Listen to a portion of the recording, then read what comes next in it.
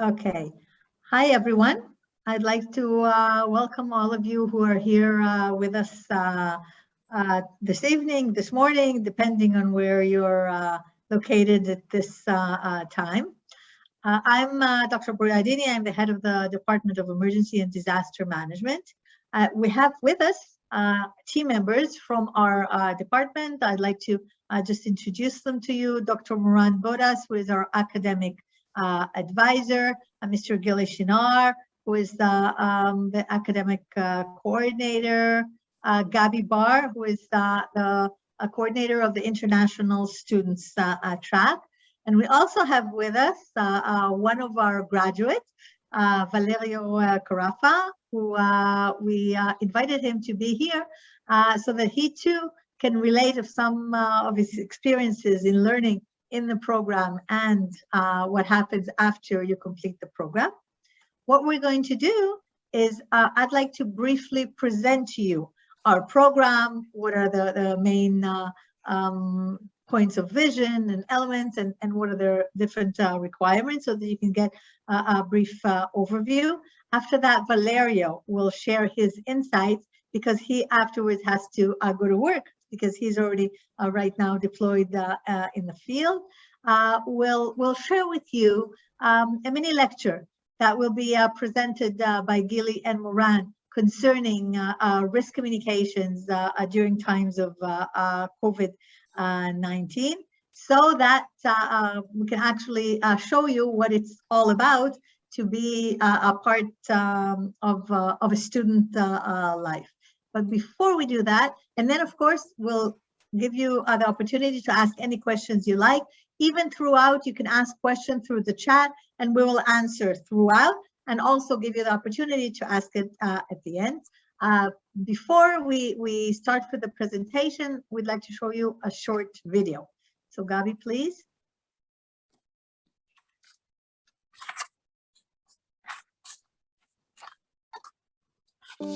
Disasters befall on humanity. Pandemics, natural disasters and terror attacks all lead to an increase in morbidity and mortality. Humanity's role is to mitigate as much as possible the effects of disasters to maintain our resilience and stability. This is the very essence of the Master's degree in Disaster and Emergency Management at Tel Aviv University. I invite you to register to the Master of Disaster Management degree, a program that is designed to build and develop a generation of leadership in this vital field. The program is designed for students who come from diverse professional backgrounds and include guest lectures, tours, field exercises, conferences, and training that integrate academic theory and practice. Upon graduating from the program, I decided to pursue an academic career with a PhD. Choosing this path allowed me to be integrated into high-ranking positions in the research world. The academic career allows those who choose it to explore theories and bring them closer to practice. My classmates, the professors and administrators, the management and public policy courses, and participation in emergency drills are the program's special sauce for a transformative educational and hands-on experience. Through obtaining master's degree in disaster management, I know I can apply the knowledge and the skills in African countries which are eager to local forces to bring change. This program has helped me tremendously, from the classroom to the field and all over the world, with meeting executives and medical professionals, especially this past year as the world was dealing with a global pandemic. It made me even happier I chose this program. And another huge advantage is learning from the teachers who have the most experience in this field from an international disaster management level. I recommend anyone looking to excel their career in the nonprofit or public sector to join this program.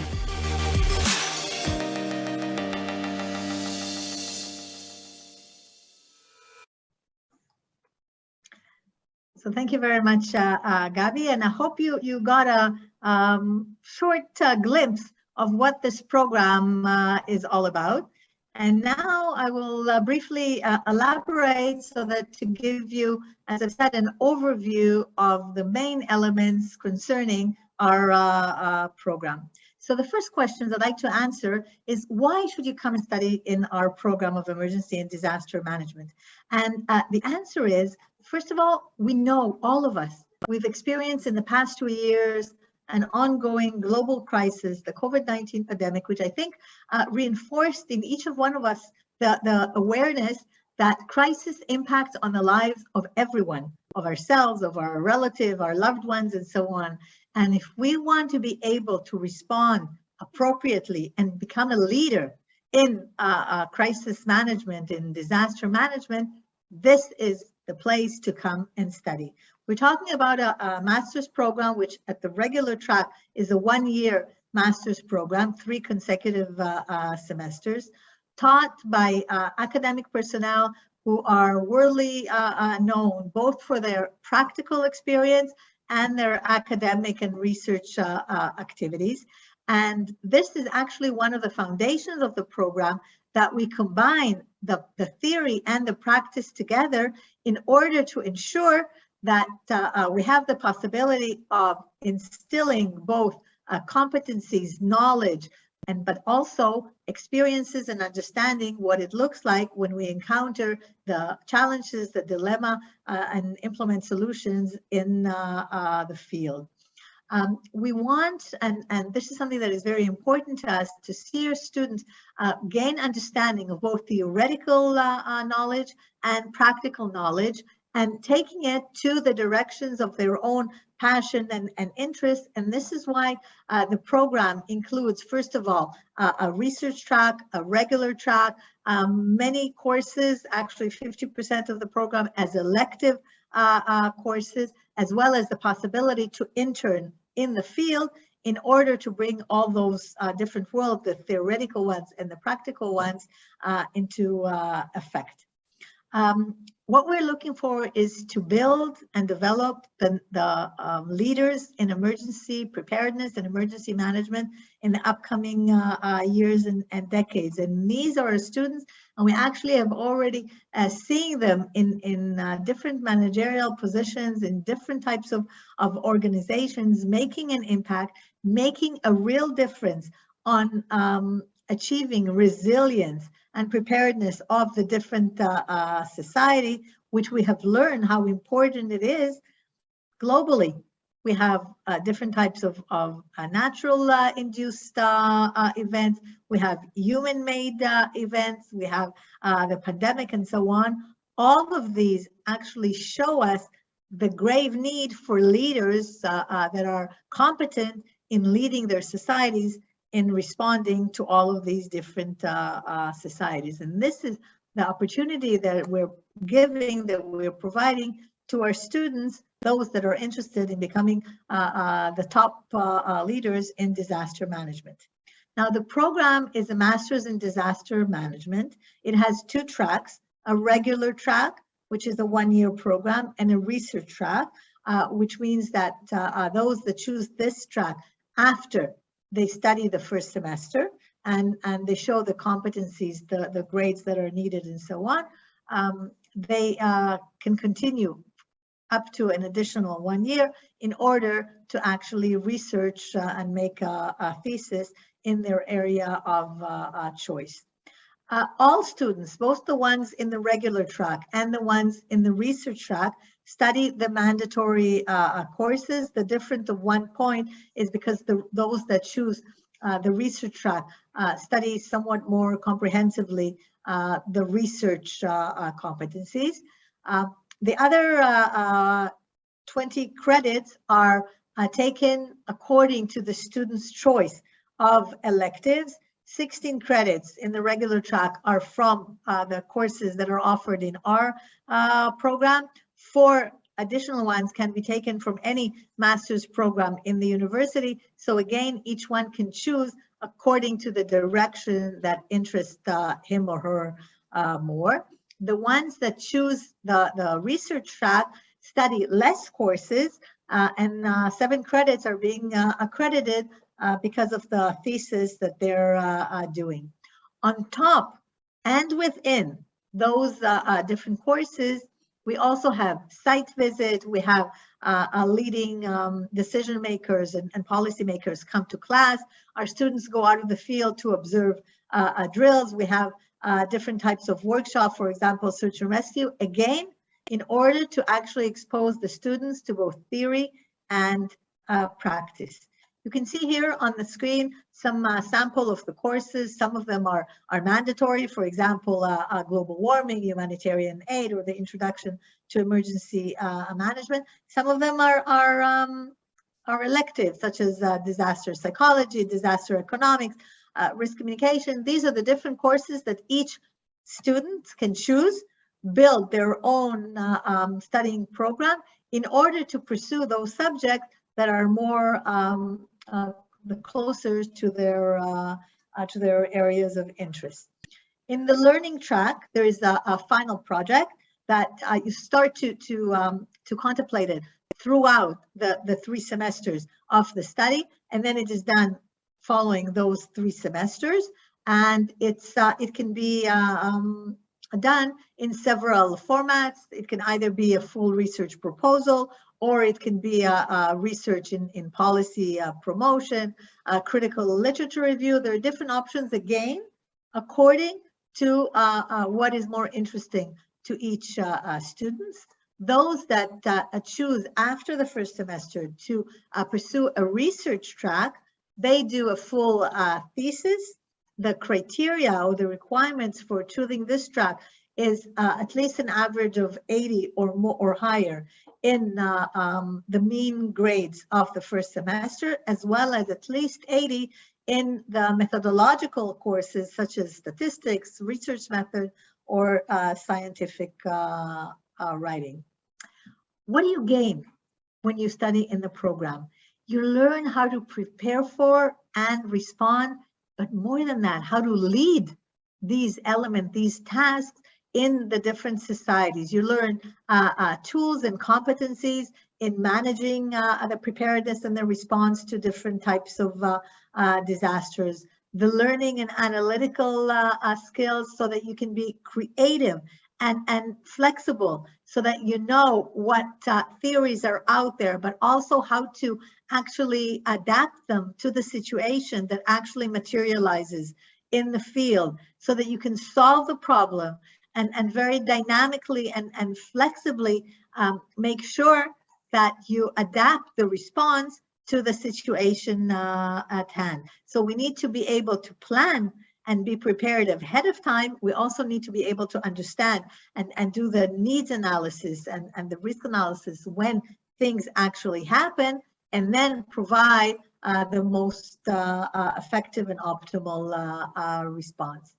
Another question that is asked, what happens after I finish my studies? This is actually one of the reasons that we asked Valerio, one of our graduates, to join us, that will relate from his own experience. But you can see the different types of entities that our graduates are already working in. You can find them in national and local governments in many countries. You can find them in the humanitarian aid realm, working for non-governmental organizations, responding. We have, for example, some of our graduating that created their own NGOs, their own non-governmental organizations. One, for example, is deployed in Jordan.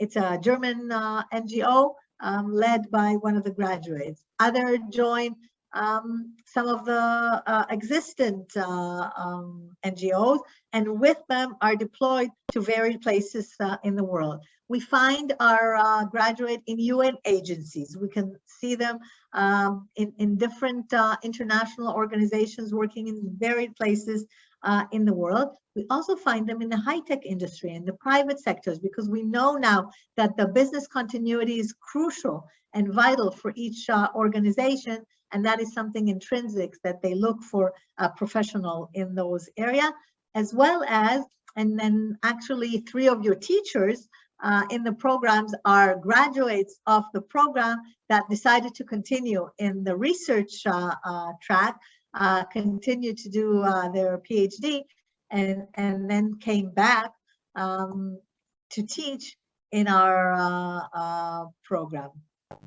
The element that I want to touch upon as the last piece of information is actually what are the requirements in order to be accepted to the program, as we are a multidisciplinary program.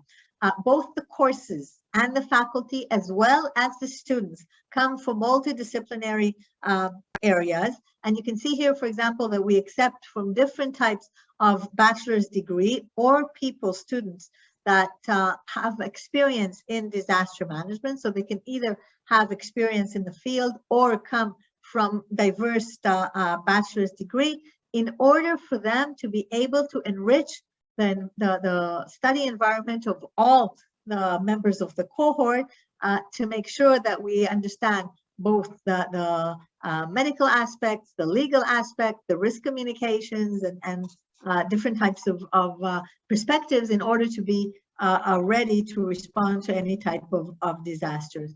Anyone who is eligible will undergo an interview by members of the faculty, in order to make sure, first of all, to coordinate expectation, and also to see your applicability to our program. So I invite you all to become part of this cohort of students that come to study this unique and very, very important element that actually impacts on the resilience, the safety, and the well-being of all of our societies. What I'd like to do now, before we allow questions, I promise you that you'll have time for questions, and we're also answering in the chat. I would like to invite Valerio, who is actually right now working, and he's just waited to talk to you, and then afterwards he's going to his position. Please, Valerio, could you share with us your experience and your insights concerning the program and what to do with it afterwards?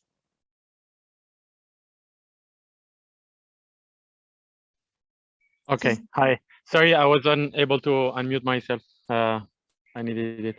Thank you so much. Thank you so much for inviting me to share this experience. And it's so good and so nice to meet the new cohort and people that are interested in this mind-blowing master.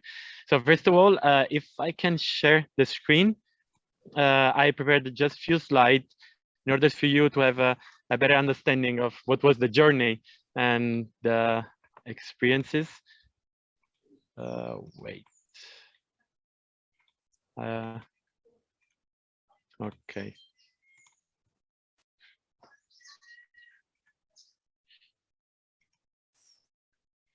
So first of all, I would like to introduce myself. I'm Valerio. I'm from Italy, and before I decided to study in Israel, I've never been before in that country. I don't have a relative in that country, and I'm not even Jewish.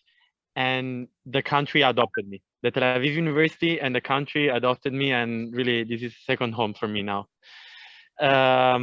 So my experience started when I decided to enroll in this program. Was a bit rough at the beginning, but I was accepted in the program. And you know, it was a challenging year because we were online at the beginning, then we started in person again, and then again online. But all the staff and the professors supported us like in everything, and was an amazing experience. So just a first snapshot about Tel Aviv University. I guess that some of you read about Taoism, that you know, in many Tel Aviv University platforms, they report about this how can I say, this slogan, and it's the truth. It's the truth because at the same time, while we are learning from top experts about theory and how to implement the knowledge that we acquired during the master, we have lots of hands-on experience. And here I uploaded like few pictures for you to have an idea. For example, I guess you saw in the video the presentation about the light search and rescue training. This was crucial.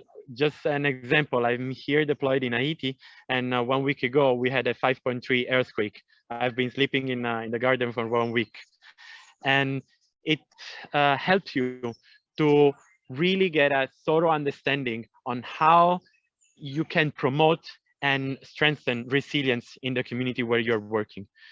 Here are some pictures about our training.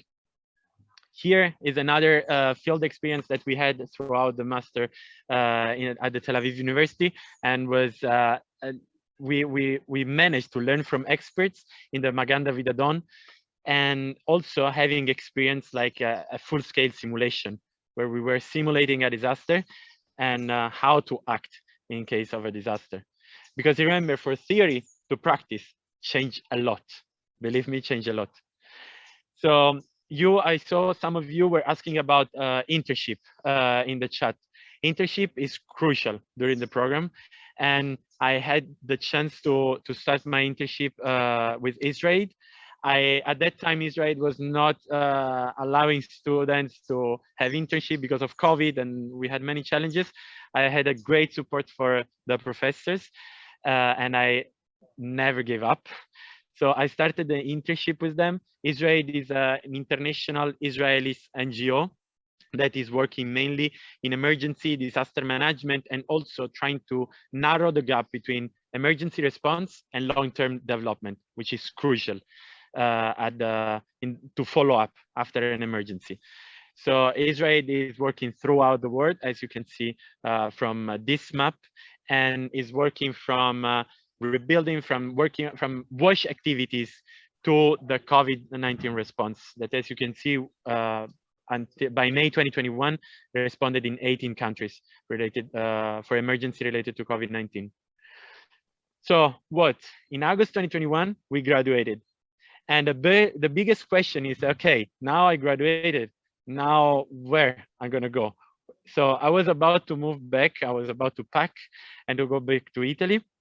But at the end of my internship, Israel proposed me to go on mission, and I had my first mission in Eswatini. That was a great experience because I felt I was really part of history, because I managed to apply all the knowledge that I got throughout the master in the field during a public health emergency that we are still living. So I was in Eswatini, which is between Mozambique and South Africa, and Israel managed the control room for the national vaccination rollout. This is just for you to have an idea. The control room was composed by different components, different departments, which was communication, logistics, data analysis, operation, IT, and medical support. I was part of the logistic and supply chain. And this one, for example, you will have courses with Colonel Schener about logistics and operations and how to manage. And while you're learning, after you take the course and you are on the field, you understand how precious is what the course is giving to you, because you apply every single word. These are just few pictures about the experience in Eswatini. We were one of the first least developed country to receive Pfizer. Pfizer has a huge work behind due to the ultra local chain. So we trained, we drafted SOPs. It was really a challenging but amazing experience. Here is just a short video, because when we talked about simulation, you will listen, if you will decide to enroll in this program, you will listen how crucial is the simulation. The simulation allows you to identify the gaps. And I realized it after I've been listening it from all our professors throughout the program. Then I realized it when I was on the field. And this one is just a video about the simulation that we had, and we identified many gaps before receiving Pfizer. So this is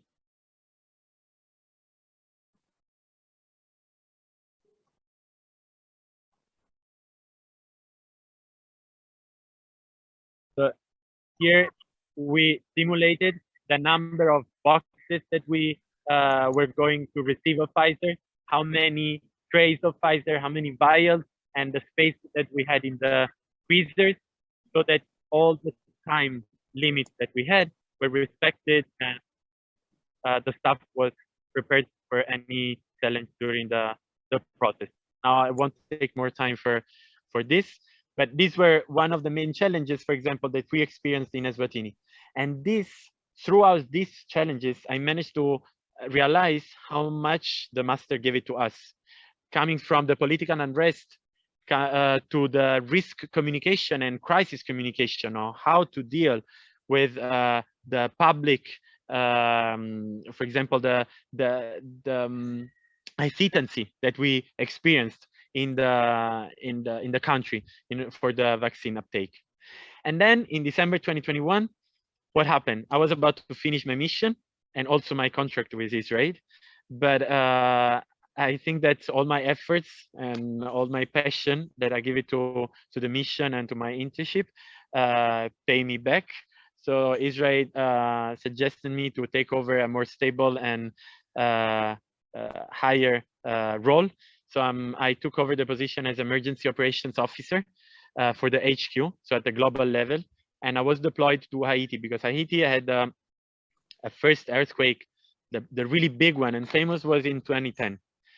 And I had a chance to learn a lot about this earthquake for all our professors, and especially, for example, from Colonel Schenar that was deployed on the field here. So I knew Haiti as it was like my country. And when I was deployed, I had already all the knowledge on how to act, how to manage people and the communication and the management, the logistics. So I moved from Eswatini to Haiti. We had another earthquake on August 2021, and Israel responded with an emergency response mission. So I was deployed here in December in order to plan, and this is something else that you will learn, a smooth exit strategy. Because when an organization enters a country, then it's crucial that when you're leaving, you plan how you live and what you live in the country. So I came here to support the WASH activities that were still going on and to conclude the mission. So this one are a few pictures. This one is a school that was completely destroyed for the earthquake, during the earthquake in August. These are some latrines that we are building. This one is an hospital in L'Asile commune. It was almost completely destroyed.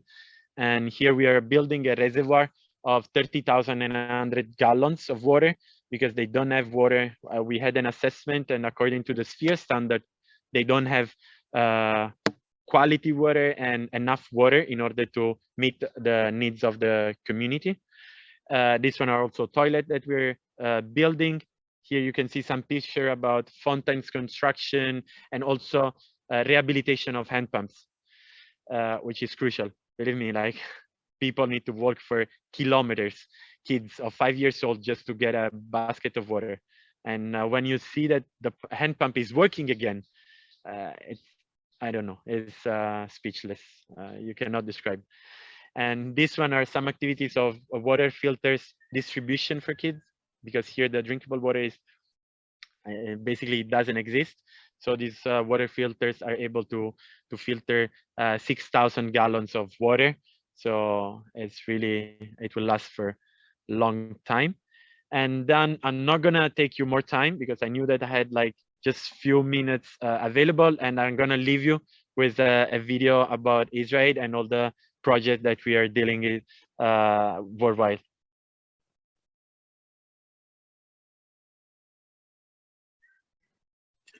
Valerio, can you reshare with sound? Yes. Ah, okay. You don't have sound. Sorry.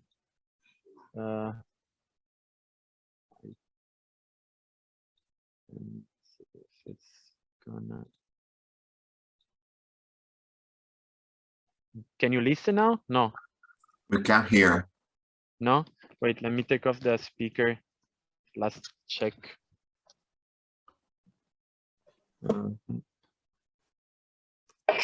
Is that working now? Not the sound. No. I don't know why, but yeah, let me just take. Sorry for the.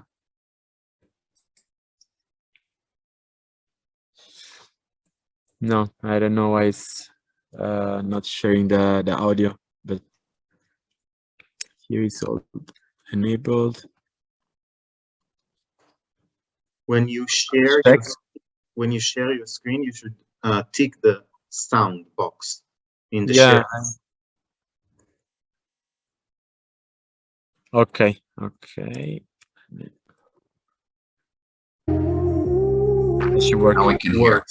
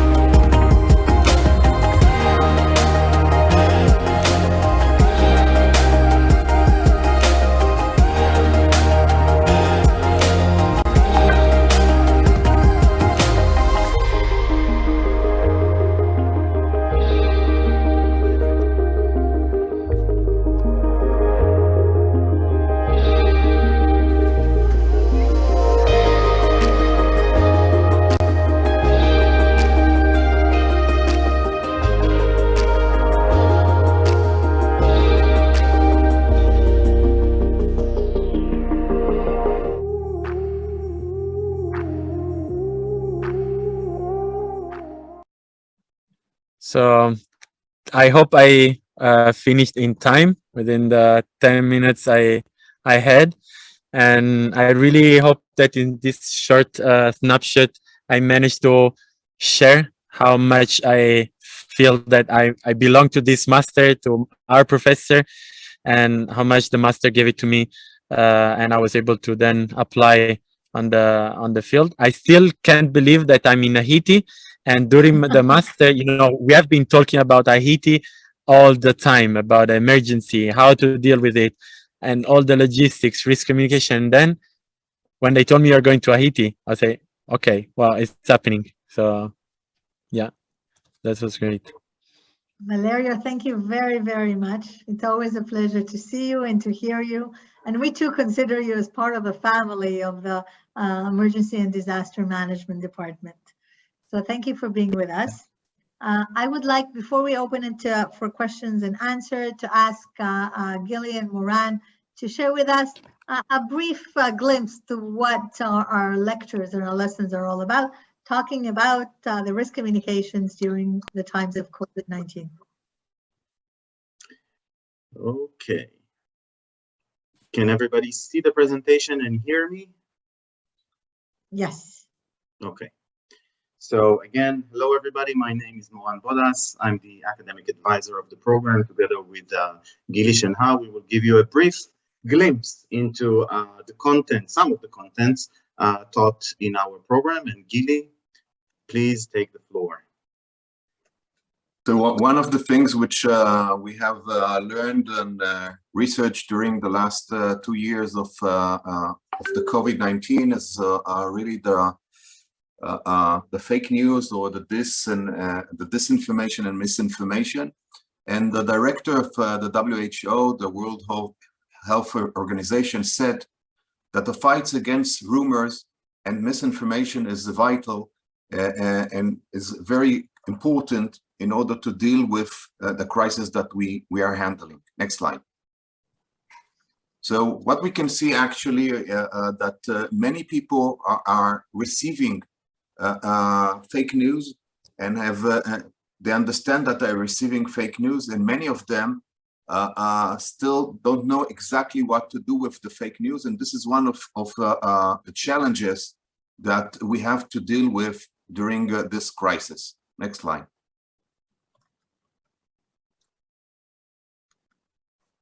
All right. So what kinds of fake news did we share or did we see during the 2 years? So the beginning was many conspiracy theories like the lab or 5G, etc., where it has started and began. Many things regarding to medical treatment, like let's drink bleach and you will be healthy, or other stupid things that were addressed to many people, and many people believed in these materials. A lot was written about the vaccine, whether this vaccine is how it was produced, whether it has problems, and many people, because of fake news, decided not to be vaccinated. Other things about personal protection, like things that we are using today, and case rate around the world, all of that has been shared to the people. Most of that has been shared by sending a lot of leaflets and news with the new media. Next slide. So the way and the solutions are based on several things. The most important part is really to gain the public trust, and Moran will talk about that in a second. And this is something very, very crucial, because if you don't trust your Ministry of the Health, etc., you won't believe what they are telling you, and you will look for other solutions and information for other places. Another thing is really to give the public the power to understand what is true and what is not true. And it's not so easy because, you know, not all the time it's black and white. There are many gray areas, and you want the public really to know where to take the information. Many things are dealing with today with legislation, and some countries it's against the law to send these fake news. And monitoring is important. When you monitor and you find these fake news, you can address the public as fast as possible and to kill these fake news when they are small, working with companies like Facebook, etc., in order that they will remove these fake news from the web. And of course, if you will be rapid, accurate, and relevant, so the public will go to you to look for the information. These are the most innovation solution to deal with fake news today. During, of course, the program, we'll have a full course dealing with these issues. Moran, the floor is yours. Thank you. So risk communication is, of course, closely intertwined with disaster psychology. Talking about COVID-19 outbreak, let's go back to March 2020. The emerging of a new unknown disease, a virus of unknown source with a lot of uncertainty revolving around it, caused many people to fear, have an existential fear, so to speak. Some people still have that fear to this day. And the thing to know about this is that when this situation occurred, that there's a lot of uncertainty and people are very much afraid to their own survival, using fear appeal as a tactic for risk communication is extremely beneficial in the short term because people are very much afraid, and tapping into their fear is actually you can be very successful in getting them to be obedient. The thing is, you pay for this with interest as time passes by, because then when the fog of war dissipates and people look to the left and to the right and see that things aren't as doomsday scenarios have predicted, and they get a little bit used to the situation, this is when their trust is broken to the largest extent, leaving them vulnerable to fake news, as we said before. Take into consideration that in many countries, Israel included, fear appeal was also coupled with a confused risk communication, a lot of conflicting messages, a lot of do's and don'ts that didn't make much sense, and you get this unwanted behavior by the public, which is falsely called lack of discipline. It's not lack of discipline. It's irrational behavior caused by irrational management. And I think it's worthwhile to spend a few seconds and talk about fear appeal, because fear tactics and the use of fear appeal in risk communication has proven time and time again to be non-effective in getting people to behave in the certain way we would like them to behave. I want you to take a look at this clip, which was one of the first clips provided by the Ministry of Health here in Israel in the first wave of the pandemic.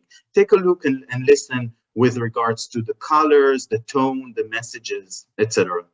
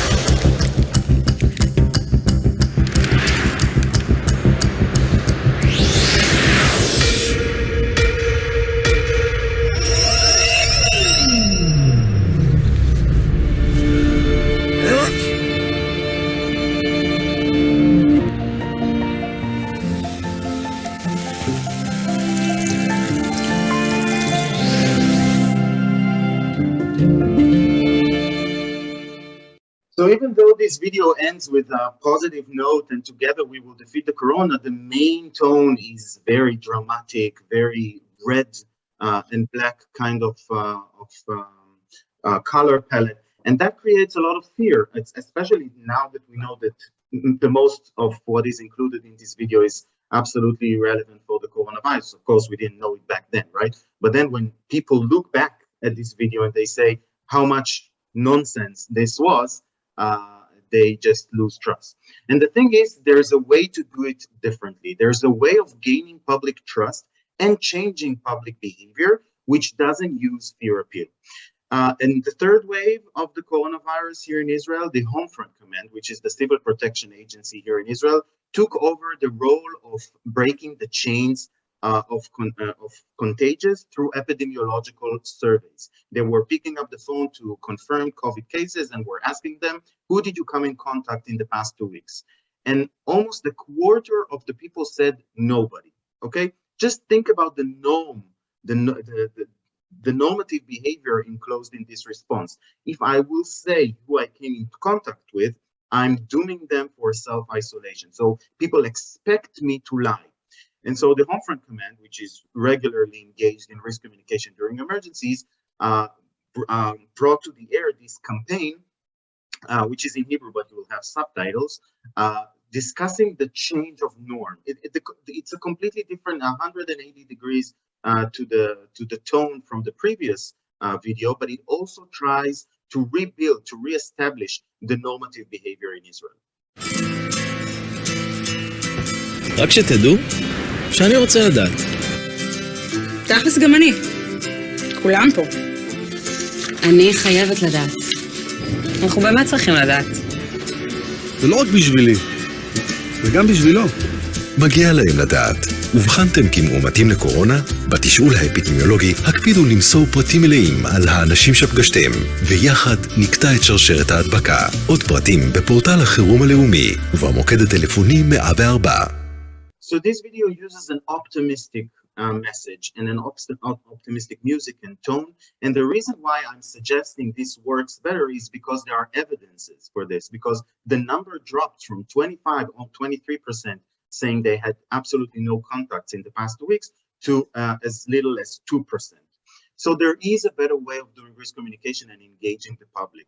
Public trust is crucial when you want to engage public in a wanted behavior during pandemic and during any type of emergency situation. What you're seeing here is a cohort study we've been conducting in the program throughout the pandemic.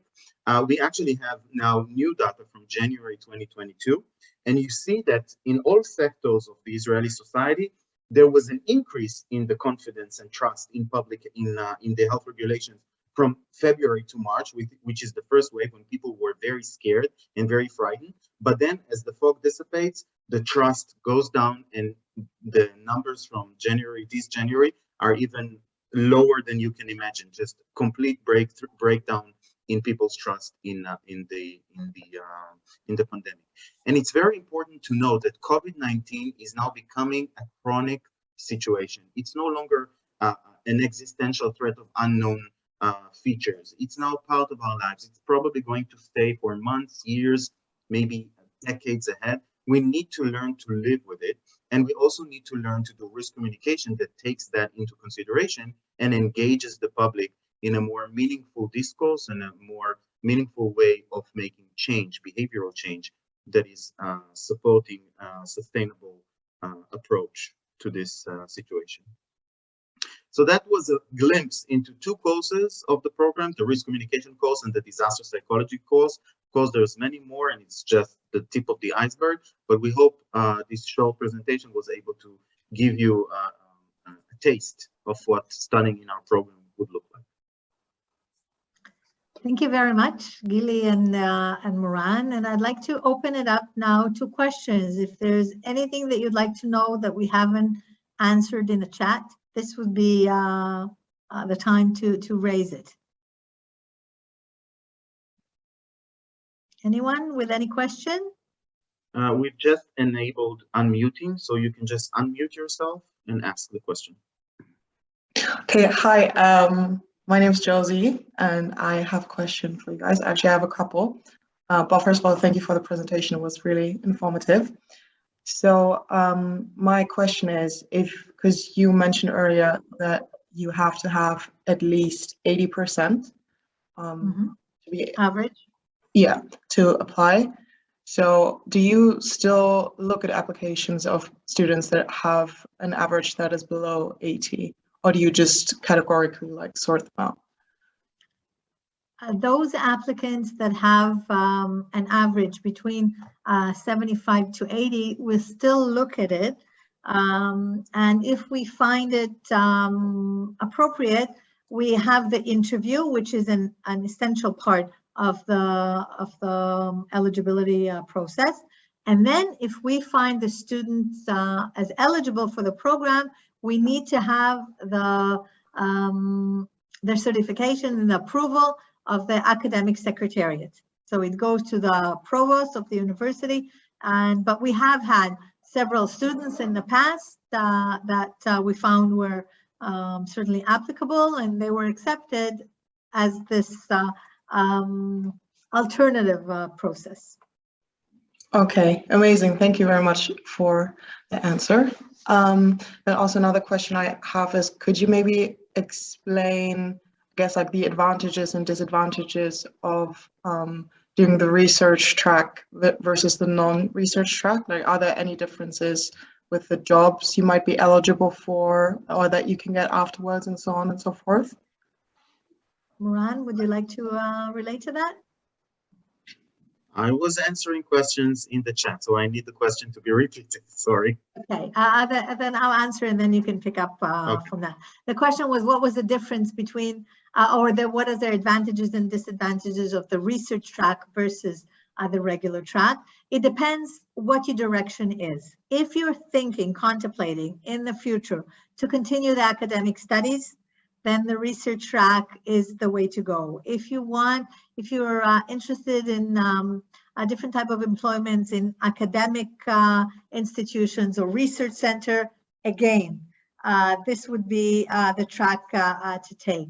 If you're interested in working in one of the NGOs or governmental agencies and so on, I don't think there would be a major difference between taking the regular track versus the research track. And of course, that means that you can complete the study in 1 year instead of in 2 years. So that would be the advantage in taking the regular track, depending on what the direction of employment you're actually striving for. Right, and just to complete the answer to this question, most of the students who enroll in the thesis track are students who have aspirations to stay in academia. Because the thesis takes a big chunk of the courses in the program. In lieu of those courses you are doing your thesis, it provides you with a completely different toolkit and skills with regards to how to perform research. And this applies mostly to students or mostly to people who are interested in academic career or a career in companies and organizations where research is valued. So the thesis track is mostly recommended for this kind of students. Okay, thank you. That makes a lot of sense. Thank you very much. And just one more question, because you mentioned that you do a lot of field work and simulations and I guess practicals and that kind of stuff. How does that look like with COVID and everything and all the restrictions that might be there or might not be there? Right, it does take a toll. Some of the activities we were planning had to be changed a little bit or even canceled. We hope that next year would look completely different. In a regular year, the program takes students to see and engage in exercises and drills that take place in Israel, to view different headquarters and to meet people who have positions in the field so they can learn and get in touch with the field and have insights from people who are doing field work. And also it's mandatory for students in the program to go through the light search and rescue training, which is also included in the program. That takes place regardless of COVID because we view it as highly valuable and very important. Another thing to note is that the program allows an internship program, which allows students to be integrated into different NGOs and organizations. As part, it's also accredited as full credits. So that's a year-long course in which students are doing field work with NGOs here in Israel, and you can have the information in our website. And another aspect which relates to the field work and how we are pulling theory into practice is the fact that the professors that are teaching in the program, people with a lot of experience from the field, and they bring to the classroom their experience and their insights from being in different emergency and disaster situations to enrich the students with their own expertise and experience. Okay, thank you so much. That really answered my questions. Thank you so much. Sure. Thank you, Josie. Anyone else would like to raise any question?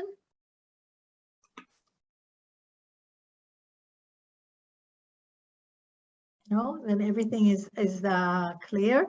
No, there is one question. There is. Sardar?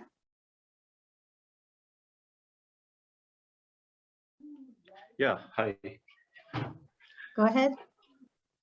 Yeah, I'm Sardar Ravi from India actually, and I've been working in the field of emergency management for 5 years, and would like to know. Actually, you answered my question about open or distance learning mode, any course offered by the university. But still, I will persist with my question with that. Do we have any chance of having course from your university, or what kind of funding mechanism? I mean, or else do you have any resources you can share, or I can take help from while being in India and learning through open mode. Right. So currently the program doesn't have an all remote learning configuration. Learning in our program necessitates students being physically present on campus. There are a few courses which are taught completely online, but that doesn't change the fact that students need to enroll in the program and be physically present in Israel during the year. Students often travel to Israel, stay here for the semesters, go back home during the exam periods, or if they have a break and they want to take a break, they go back home. It's completely manageable. Also, as was a case in our cohort this year, Israel was looking for students to go abroad for missions, and students in our program enrolled into this and went abroad during their studies in our program. And of course, we will allow this and accommodate this to the greatest extent possible, because we feel it's very important. But other than that, I'm afraid there's no option to study this program from afar. Right. Thank you, Moran. Muhammad, you wanted to ask something? Please just unmute yourself, and it's a pleasure to see you. Last time I saw you, you were a student from Jordan here in Israel, so it's a pleasure to see you again. Yeah, good evening, my doctor. How are you? I'm very, very well, Muhammad. How are you, my doctor? I'm very good. I'm very well. Thank you. عرفته Hebrew عرفته بني متعجع ما Muhammad, the connection though is very... I want to ask about this now. It's good, my sound, my voice. It's problematic, but we're trying. Go ahead. My doctor, I want to ask about the recommendation and also about the cost and the whole program. There is no need for recommendation for the program. What you need to submit is the two things. One is, among others, you need the transcript of the grade, and you need an essay stating what you want to achieve and so on. And the cost, Gabi wrote in the chat. You can see in the chat she wrote exactly the costs that are required. Of course, you can try to look in the website. We also have different types of scholarships, so it would be good to see and try to find out if any of these scholarships are relevant for you. Okay. Thank you, my doctor. Thank you. You're welcome. You're welcome, dear Muhammad. Any other questions from any other of the participants with us? No. So first of all, I'd like to thank all of you for being with us today. I want to thank Valerio, even though he already left. I would like to ask our staff if there's any additional messages or any insights that you'd like to share, starting with Gili. Gili, you are mute. I just want to say that it's a very interesting program, a multidisciplinary program. Go into our web and see really more information. If you have any questions, don't hesitate to call Gabi. She's available all the time and gives wonderful answers. And we are looking forward to see you all. Thank you, Gili. Just not all the time. What I want to say is that maybe to align the expectations a little bit, this program is very intense. It's a full year of assignments and group work and class discussions and exams, and it actually goes by so fast. But during that year, the workload is quite intensive, and so you need to take that into consideration. It's worth it, because afterwards, when you finish this year, you are that much more proud of yourself for doing that, and also you are equipped with all of the tools and the expertise and the knowledge and the skills that we are equipping you as we go about. As a graduate of the program myself, I can tell you that one of the best things of learning in this program is the networking, is the fact that you are integrated with other people that are engaged in emergency and disaster management globally, and you can make friends and contacts in all the different corners of the world, and some of them even get into high-ranking positions, so that's always helpful. And friends, you do make friends in this program. My schoolmates and I are still in touch, even though I studied in this program back in 2008. So it's a highly valuable program, not just from the curriculum point of view, but also from the possibilities of networking and collaborations. Thank you very much, Moran. Gabi? No, you're all welcome to contact me if you have any questions to my email, which I will publish now also in the chat. That's it.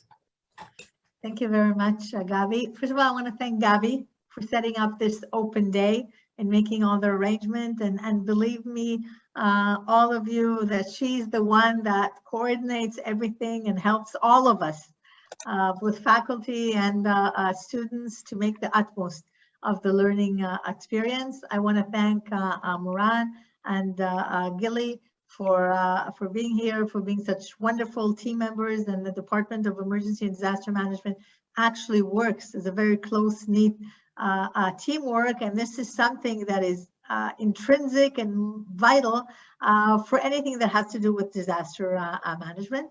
I want to thank you for being with us. I want to invite you all to come and make an impact in the future on the resilience of our societies by becoming expert in this very challenging, very exciting field. I think that you'll see all of us here, and certainly all the other faculty, both come from both the field work and the academia, and we feel that this is something worthwhile that not only impacts on our society, also impacts on our own well-being and well-being and satisfaction in life. So I invite you to become part of this big family.